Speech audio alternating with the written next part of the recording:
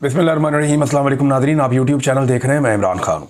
पाकिस्तान की एस्टेब्लिशमेंट कितनी अक्लमंद है इसका अंदाज़ा आप यहाँ से लगा लें कि उन्होंने मिशन नूर को मुतनाज़ बनाने के चक्कर में मज़ीद उसे मकबूल बना दिया। यानी वो लोग जो मिशन नूर के बारे में जानते नहीं थे या उस पर बात नहीं कर रहे थे, पाकिस्तान की एस्टेब्लिशमेंट ने उसे मज़ीद मकबूल बना दिया और इस मरतबा फिर उन्होंने मज़हब कार्ड इस्तेमाल किया। मुझे एक वाक़या याद आ गया। एक DIG साहब थे, वो मुझे मिले। उन्होंने कहा जी एजेंसियां मेरे से कोई काम करवाना चाह रही थी, पुराना वाक़या, लेकिन मैंने वो इनकार कर दिया। मुझे उन्होंने जनाब मेरे कभी घर के चक्कर, कभी मुझे बुलाना शुरू कर दिया कि जी ये काम तो आपने करना ही करना है। तो मैंने उन्हें इनकार कर दिया, जी गलत काम है, कानून मुझे इसकी इजाज़त नहीं देता, तो मैं नहीं करता। तो मुझे उन्होंने धमकाया कि हम आपके ऊपर को केस बना देंगे। तो मैंने कहा जी बना दें आप केस, मेरे ऊपर तो कोई, मैंने ज़िंदगी में कभी करप्शन नहीं की, कोई बेईमानी नहीं की, बनाएं आप, चलेगा ही नहीं। कहता फिर उन्होंने धमकाया कि वो मेरी ट्रांसफ़र करवा देंगे। मैंने कहा वो करवा दें आप। कहता फिर मुझे डराया कि आपकी नौकरी ख़राब कर देंगे, वो भी कर दें आप। लेकिन वो DIG साहब ने कहा कि पहली मरतबा जब मैं हिल गया और थोड़ा सा परेशान हो गया, जब उन्होंने मुझे ये धमकी लगाई कि हम आपके ऊपर तौहीन मज़हब का केस कर देंगे, तो कहते मैं पहली दफ़ा डर गया। मैंने कहा यार ये ख़तरनाक हथियार है। तो ये यहाँ तक एजेंसियाँ चली जाती हैं। बहरहाल मिशन नूर को मुतनाज़ करने के लिए भी मज़हब कार्ड इस्तेमाल किया गया और इसको एक और शख्सियत के नाम के साथ जोड़ दिया गया। कादियानियत के हवाले से इसको जोड़ा गया और ये कहा गया जी वो तो बंदे का नाम था और उसका जो नाम था मौलवी हकीम नूरुद्दीन, तो ये उसके नाम, वो भाई कुरान पाक में सूरह नूर है और अल्लाह नूरुस समावाति वल अर्ज़। तो ये आप नूर के लफ्ज़ को या नूर को आप 1415 साल हो गए हैं कुरान पाक को उतरे हुए। आप सल्लल्लाहु अलैहि वसल्लम ने आपके तवस्सुत से अल्लाह ताला ने आप पे कुरान पाक नाज़िल फरमाया और वो आपके तवस्सुत से पूरी दुनिया में आज भी कुरान पाक मौजूद है और अल्लाह ताला ने इसकी हिफाजत की जिम्मेदारी भी ले रखी है। तो सूरह नूर तो कुरान पाक में है। अब 1400 साल पुरानी एक मुसलमानों की एक किताब है और उसके अंदर एक लफ्ज़ है, उसको उठा के आप 100 साल पुरानी किसी चीज़ के साथ जोड़ दें और वो कॉपीराइट आप वहाँ पे दे दें, तो ये तो मुनासिब नहीं है, तो गैर मुनासिब है। मैंने इन लोगों से बात की जो लोग मिशन नूर जिन्होंने आगाज़ किया था, अहमद खान वगैरह से, तो इन्होंने कहा जी हम तो खड़े हैं अपनी जगह पे, हम तो एक कदम पीछे नहीं हटते। मैंने कहा जी आप क्यों एक कदम पीछे नहीं हटते? तो उसका उन्होंने रीज़न ये बताया। एक तो पहले उन्होंने मुझे कहा जी कि हम मुसलमान हैं और हमारा ये पूरा बिलीफ है कि नबी अकरम सल्लल्लाहु अलैहि वसल्लम अल्लाह के आखिरी नबी हैं, रसूल हैं, पैगम्बर हैं, उनके बाद कोई भी नहीं आएगा। जो नबूवत का दावा करेगा वो झूठ बोलेगा, वो झूठा होगा। और उन्होंने बल्कि मुझे ये भी कहा कि हम लानत करते हैं ऐसे किसी भी शख्स के ऊपर। तो ये बातें मैंने उनकी सुनी, बल्कि वो उन्होंने काफ़ी चीज़ें मुझे बताई हैं और भी, और साथ में उन्होंने मुझे ये कहा कि ये एक्चुअली दबाने की कोशिश है और ये दबाव हम पर गुज़िश्ता चंद दिनों से डाला जा रहा है।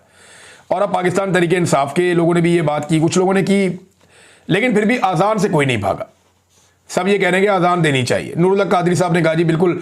आरिफ अलवी साहब ने अपना स्टेटमेंट जो है वो डिलीट कर दिया और उसके बाद जो है वो कुछ, मैंने आपको बताया था ना, रात को कई एजेंसियां जाग रही हैं, मौलवियों के दरवाजे खटखटाए जा रहे हैं, फ़ोन बजाए जा रहे हैं कि दो कोई फतवा, कोई बात करो। तो छोटा मोटा वो भी काम हो गया पाकिस्तान तहरीक इंसाफ के अंदर से। अच्छा, मामला क्या है? जो लोग इसको लेकर चले ना, वो ये कहते हैं कि हम तो एक आम पाकिस्तानी के तौर पर हमने ये कोशिश की है, हम सारे पाकिस्तान को इकट्ठा करेंगे, हमने ब्लैकमेल नहीं होना। ये पाकिस्तान के एस्टेब्लिशमेंट का तरीका वारदात है कि ये अगर कोई चीज़ कंट्रोल में ना आ रही हो ना, तो उस चीज़ का कंट्रोल अपने करीबी लोगों को दे देते हैं। यानी कोशिश उनकी ये है कि ये जो कंट्रोल है ये आम आदमी के या सोशल मीडिया के हाथ से निकलकर पॉलिटिकल पार्टी के कंप्रोमाइज लोगों के हाथ में चला जाए। ये उनका मौक़िफ़ है जो उन्होंने मुझे बताया। बहरहाल नाम से क्या फ़र्क पड़ता है? फ़र्क तो काम से पड़ता है और काम जो है वो बहुत बड़ा है। अजान देना, अल्लाह को पुकारना, ये तो किसी सूरत भी गलत नहीं है और इसको कोई गलत कह भी नहीं सकता। पाकिस्तान में जमहूरियत है और पाकिस्तानी जो है वो अजान देंगे। और नाम तब्दील करने के पीछे या करवाने के पीछे जो कहानी है मैंने आपको बता दी कि नाम तब्दील करेंगे, फिर मकसद तब्दील कर देंगे, वेन्यू तब्दील कर देंगे, टाइम तब्दील कर देंगे, वो चीज़ें कंप्रोमाइज़ हो जाएंगी। वो कहते हैं नहीं, हम सारे अजान देंगे और पाकिस्तानियों को अजान देनी चाहिए। पाकिस्तानियों को अजान देनी चाहिए, जुल्म के खिलाफ अल्लाह को पुकारना चाहिए। जुल्म है, जबर है, फस्तायत है जो पाकिस्तान में इस वक्त किया जा रहा है, उसके बाद अल्लाह ताला को पुकारना चाहिए। देखिए आपके मुल्क के अंदर इंसाफ का निज़ाम तबाह हो गया, आप अदलिया से जाके इंसाफ नहीं ले सकते। इस वक्त 26वीं आईनी तरमीम के बाद सारे रास्ते बंद हो गए। पार्लिमान जो है वो बेअमल होकर रह गई है। आपके तमाम इदारे जो है वो गिरवी रख दिए गए एक शख्सियत के आगे, और मुल्क के अंदर एक मार्शल लॉ है। ऐसी सूरत में आप अल्लाह से मदद मांगेंगे ना, अल्लाह ताला आपको हिम्मत देगा, आपको इकट्ठा करेगा, तो फिर आप निजात हासिल कर लेंगे इस जालिम निज़ाम से।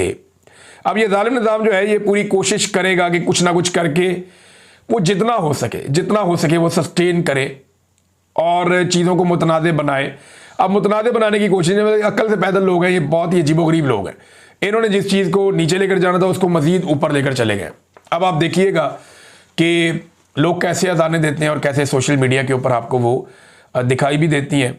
अब जिन लोगों को इस बात की फ़िक्र है कि उनका चेहरा नज़र आ जाएगा तो उनको गिरफ्तार कर दिया जाएगा, तो अज़ान देने पे तो किसी को गिरफ्तार नहीं किया जाता।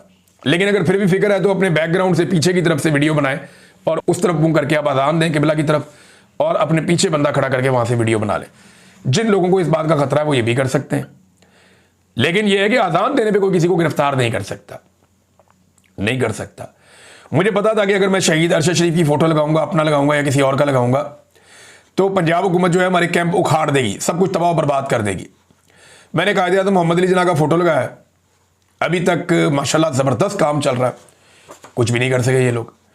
तो ये आप लोग तरीके से चलें, ये निज़ाम खुद अपनी मौत मर जाएगा और ये सिस्कियाँ ले रहा है। तो जनाब आप मिशन नूर कहें, हुक्म अज़ान कहें, कोई भी नाम लें, मकसद ये है कि अज़ान देनी है आपने। तो आज सारे पाकिस्तानियों को अज़ान देनी है और अज़ान दे के उसकी वीडियो जो है वो पब्लिक कर दें। नाज़रीन, जो लंदन पे कब्ज़े की लड़ाई है वो आज अभी 2-3 घंटों के बाद ये मामला शुरू हो जाएगा। पाकिस्तान तहरीक इंसाफ ने 3 बजे की कॉल दी हुई थी बरतानिया टाइम के मुताबिक। पाकिस्तान टाइम के मुताबिक रात कोई 8 बजे 9 बजे ये मामला होगा और 8, 9, 10 बजे के करीब होगा। मैं नेक्स्ट वीलॉग में आपको सारा बताऊंगा। कुछ लोग कह रहे हैं कि आसिम मुनीर साहब बरतानिया छोड़कर चले गए हैं, वो शायद यूरोप चले गए हैं। लेकिन कुछ लोग ये कह रहे हैं कि ये एक तरीकाकार है और शायद वो अपनी इस इवेंट में शमूलियत को खुफिया रखना चाहते हैं ताकि कोई रद्द-ए-अमल ना आए और एक सरप्राइज एंट्री उनकी हो जाए। अब इस किस्म की चीज़ें भी सुनने में आ रही है। लेकिन यह कि पाकिस्तान तहरीक इंसाफ ने या ओवरसीज़ पाकिस्तानियों ने अपना एहतजाज का ऐलान किया हुआ है, ये उनका आज बड़ा इम्तिहान है। इससे पहले उन्होंने बहुत बड़े बड़े एहतजाज किए हैं बरतानिया में, उन्होंने तगड़े एहतजाज किए हैं बरतानिया में, लेकिन आज वो कर पाएंगे नहीं कर पाएंगे ये एक बड़ा सवाल है और इसका जवाब हमें अगले चंद घंटों में मिल जाएगा। तीसरी इंपॉर्टेंट खबर ये है कि अवामी एक्शन कमेटी जो आज़ाद कश्मीर में है, उन्होंने एक बहुत बड़ा चैलेंज खड़ा कर दिया पाकिस्तान की एस्टेब्लिशमेंट के लिए, और वो चैलेंज है असल में ये उन्होंने अब जो पकड़ा है ना वो बड़ी खौफनाक जगह से पकड़ दिया। इससे पहले उन्होंने अपने मुतालबात मनवाए जो अवामी नौइयत के सतही मुतालबात थे कि हमारा जनाब आटा आप सस्ता करें, हमारी बिजली जो है वो हमें महंगी ना बेची जाए, हमारे हुकूक जो है वो हमें दिए जाएँ, दीगर बहुत सारी चीज़ों पे वो अपनी मर्ज़ी मनवा रहे थे और अपने मुतालबात पूरे करवा रहे थे। लेकिन फिर जब उन्होंने गौर किया तो उन्हें पता चला कि जो फसाद की जड़ है वो हमारी पार्लियामेंट के ऊपर एस्टेब्लिशमेंट का कब्ज़ा है। हमने अपनी पार्लियामेंट को एस्टेब्लिशमेंट के कब्ज़े से आज़ाद करवाना है। देखिए पाकिस्तान को ये बात सही तरह समझ नहीं आ रही, आज़ाद कश्मीर को ये बात समझ आ गई। पाकिस्तान की पार्लियामान के ऊपर भी एस्टेब्लिशमेंट का कब्ज़ा है, मिलिट्री एस्टेब्लिशमेंट वहाँ कंट्रोल करती है। इसी तरह जो आज़ाद कश्मीर की हुकूमत है उसके ऊपर भी मिलिट्री एस्टेब्लिशमेंट का कब्ज़ा है, वो वहाँ पे भी कंट्रोल करती है। तो वहाँ जो अवामी एक्शन कमेटी उन्हें ये बात समझ आ गई, उन्होंने कहा जी कि एस्टेब्लिशमेंट का कब्ज़ा इसके ऊपर से ख़त्म करें। अब कब्ज़ा ख़त्म करना है तो लाजमन कोई इकदाम करने पड़ेंगे। तो जब उन्होंने इसके ऊपर एनालिसिस किया तो उन्हें पता चला कि जो सबसे इंपॉर्टेंट चीज़ है, ये पार्लियामेंट में कब्ज़ा करते कैसे, ये अपने बंदे लाकर पार्लियामेंट में बिठाते हैं।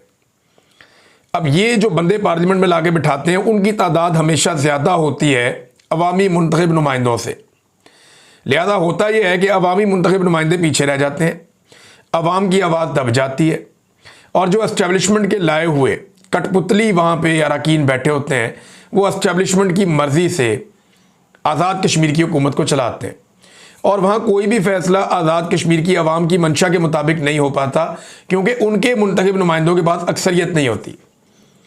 तो जब गौर किया गया तो पता चला कि ये तो देखें ना, आज़ाद कश्मीर से जो जीत कर आएगा इलेक्शन वो आज़ाद कश्मीर का ही कोई बेटा होगा ना, वहीं पे रहने वाला होगा, लोगों को अकाउंटेबल होगा, लोग उसको पकड़ेंगे, पूछेंगे कि भाई बताओ कौन हो तुम्हें वोट देकर भेजा है, तो हमने क्योंकि तुम्हें वोट दिया है तो हमारे वोट की हिफाजत तुम्हारी जिम्मेदारी है। हमारे मुतालबात के मुताबिक तुमने इस आज़ाद कश्मीर को चलाना है। एक रियासत की हैसियत है उसके पास, रियासत आज़ाद कश्मीर। तो अब मामला पता क्या है?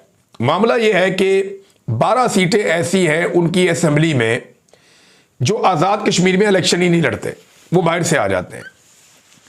यानी वो मकबूजा कश्मीर के नाम के ऊपर वो वोटिंग होती है, वो लाहौर से, कराची से, गुजरावाला से, सियालकोट से, वो इधर उधर से पूरे करके जो है ना वो 12 बंदे पहुंचा दिए जाते हैं आज़ाद कश्मीर की असेंबली में। ये जो 12 बंदे, ये 12 के 12 एस्टेब्लिशमेंट के होते हैं, क्योंकि ये तो इलेक्शन हो ही नहीं रहा, ये तो लगभग एक सिलेक्शन ही होती है। मैंने इसको कवर भी किया हुआ है। तो ये कुछ सीटें इधर है, लाहौर में है, कुछ सियालकोट में है, गुजरावाला, कोई इधर उधर, ये सीटें ऐसे बांटी हुई है इन्होंने। तो ये तो इलेक्शन होता ही नहीं है, ये होती है सिलेक्शन। एजेंसियां पहले तय कर देती हैं जनाब ये बंदा हमने पहुंचाना है। अब अपने बंदे एजेंसियों ने पहुंचा दिए, 12 बंदे इनको मिल गए बाहर से। थोड़ा बहुत ये अंदर मारधाड़ करते हैं और अपनी मर्जी की हुकूमत बना लेते हैं, और फिर उसके जरिए से, उस कठपुतली हुकूमत के जरिए से, हुकूमत जब दिल करे गिरा दी, जब दिल करे नई बना ली, जब दिल किया अरकान को इधर कर दिया, कभी इधर कर दिया, तो वो भेड़ बकरियों की तरह उनके कंट्रोल में होते हैं। अब ये जो है ना, अवामी एक्शन कमेटी ने फैसला किया कि ये सिलसिला तो बंद करवाएं।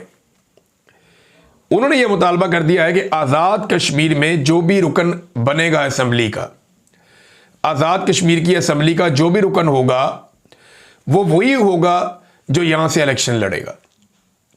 ये नहीं हो सकता कि आप इलेक्शन कहीं और लड़वा दें और बंदा बाहर से लाके आप हमारी असेंबली के ऊपर बैठा दें। ये उन्होंने मुतालबा किया।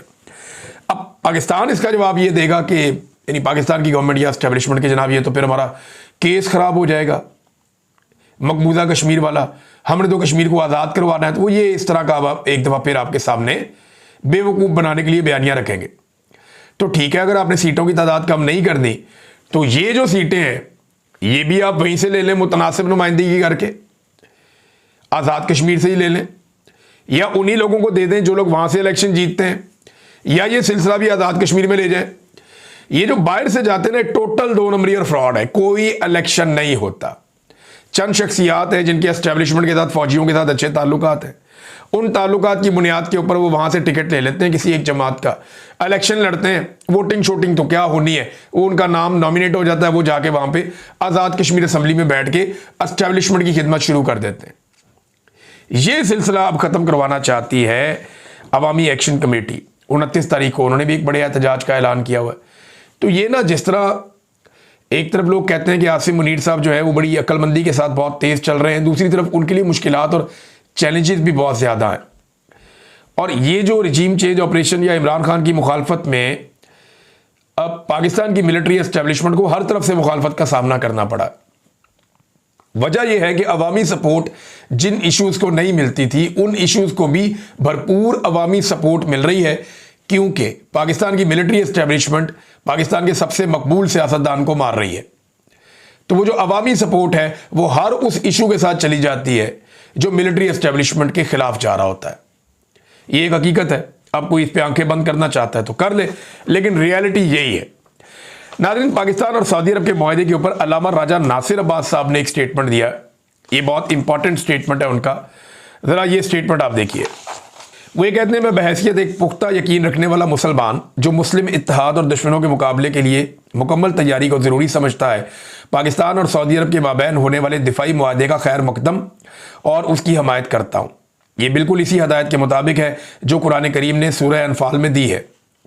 फिर सूरह अनफाल की आयत का उन्होंने तर्जमा बताया कि दुश्मन के मुकाबले में अपने घोड़े और जंगी ताकत तैयार रखनी है। ये मुआहदा एक अहम और तारीखी कदम है, लेकिन हतमी राय कायम करने से पहले चंद सवालात पर वजाहत ज़रूरी है। अब कुछ सवाल इन्होंने उठाए, बड़े इंपॉर्टेंट हैं। उन्होंने कहा, जी क्या ये मुआहदा वादे तौर पर पाकिस्तान और सऊदी अरब को इसराइली जारहियत के मुकाबले के लिए पाबंद करता है या इसके दूसरे स्ट्रेटेजिक मकासद हैं? ये बहुत इंपॉर्टेंट क्वेश्चन। दूसरा, इस मुआहदे के तहत जारहियत की तारीफ क्या है? आप किसे जारहियत कहते हैं कि ये मामला जारहाना है और ये नहीं है? और क्या ये मुआहदा खित्ते में अमरीकी फौजी अड्डों पर मुस्लिम ममालिक के इन्हिसार को कम कर सकेगा या फिर ये सिर्फ मगरबी इत्तेहादों की तकमील का जरिया बनेगा? बहुत अहम सवाल। दूसरे मुस्लिम ममालिक इस मुआहदे को किस नज़र से देखेंगे और इस पर किस तरह का रद्द-ए-अमल देंगे। ये ईरान और यमन की और बाकी ममालिक की बात है। क्या ये मुआहदा एक वसी मुस्लिम इत्तेहाद में तब्दील हो सकता है जो मशरिक़ वस्ता की सिक्योरिटी का नक्शा बदल दे और इसराइली और मगरबी गलबे को कमज़ोर कर दे? सवाल तो बहुत अच्छा है, लेकिन मुझे बज़ाहिर ऐसा लगता नहीं है। जब तक इन सवालात के जवाब वाज़ेह नहीं होते, मैं पाकिस्तान और सऊदी अरब की क़यादत की बसीरत पर एतमाद करता हूँ। दोनों ममालिक की अवाम और पूरे आलम इस्लाम ने इस इक़दाम से बड़ी तवक्कुआत वाबस्ता कर रखी हैं। ये तवक्कुआत हरगिज़ नाकाम नहीं होनी चाहिए, ख़ास तौर पर फ़लस्तीनी अवाम के हक़ में और ख़ित्ते में इसराइली ज़्यादतियों के ख़िलाफ़। मेरी दुआ है कि यह मुआहदा मुसलमानों में ज़्यादा इत्तेहाद और यकजहती का ज़रिया बने, ना कि इख्तलाफ और तफरके का। अब ये वही बात है जो कुछ लोग कहते हैं कि जो अहमद कुरैशी ने कही कि ईरान और दूसरे मुल्कों के ख़िलाफ़ ये जो इत्तेहाद है ये इसराइल के ख़िलाफ़ नहीं है। अहमद कुरैशी जो एस्टेब्लिशमेंट के आदमी है, उनके साथ अच्छे ताल्लुकात हैं, तो उनका कहना है कि जी इसराइल के ख़िलाफ़ नहीं है, ये मुसलमान ममालिक हैं, ये मामला उस तरफ जाता है। तो ये बड़ी तशवीश की बात है। लेकिन अल्लामा राजा नासिर अब्बास साहब ने बड़े ज़र्फ़ का सबूत भी दिया और सवाल भी उठाया। नाज़रीन, पाकिस्तान के वज़ीर दिफ़ा ख्वाजा आसिफ साहब ने एक बड़ी अजीबो-गरीब हरकत की, बहुत ही खौफनाक। ख्वाजा आसिफ कहते हैं कि बग़ैर किसी इबहाम के कहता हूँ कि अफ़गानिस्तान दुश्मन मुल्क है। हमारी सरज़मीन पर हमले हों, हमारे बच्चों का खून बहाया जाए, यहाँ मौजूद दहशतगर्द इनसे इमदाद ले, ये हमसायों वाली बात नहीं है। बग़ैर किसी इबहाम के कहता हूँ कि अफ़गानिस्तान दुश्मन मुल्क है। ये डॉन न्यूज़ का स्क्रीनशॉट है और नादिर बलोच साहब ने इसको ट्विटर के ऊपर ट्वीट किया, जहाँ से मैंने इस खबर को उठाया। अब अगर ख्वाजा साहब ये कह रहे हैं तो ख्वाजा साहब ने बड़ी खौफनाक बात की है। एक बरादर इस्लामी मुल्क को दुश्मन डिक्लेयर करने का मतलब क्या है? पाकिस्तान की एक लंबी सरहद मिलती है, सबसे लंबी, अफ़गानिस्तान के साथ, और उस मुल्क को दुश्मन डिक्लेयर करने का मतलब भी पता है वज़ीर दिफ़ा को। हम उसे बरादर इस्लामी मुल्क कहते हैं।